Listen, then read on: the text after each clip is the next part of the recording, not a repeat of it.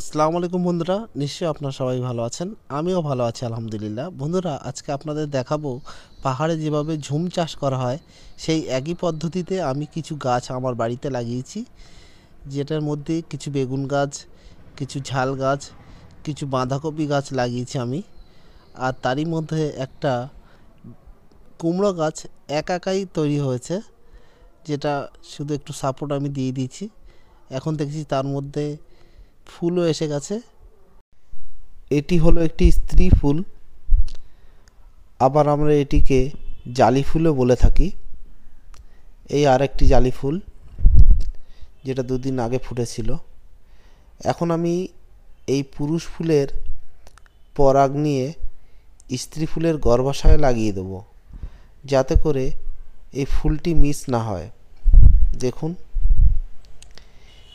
এইভাবে পুরুষ ফুলটি আমি ছাড়িয়ে নিলাম।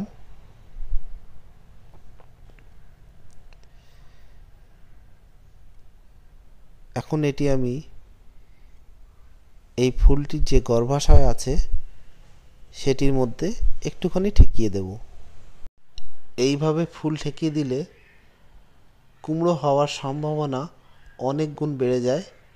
ঠিক একই পদ্ধতিতে কিন্তু চাষি ভাইরা প্রতিদিন ভোরবেলা উঠে পটলের ফুল ঠেকিয়ে দেয়।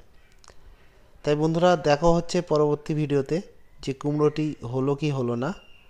তাই সাথে থাকবেন, সঙ্গে থাকবেন। দেখা হচ্ছে পরবর্তী ভিডিওতে।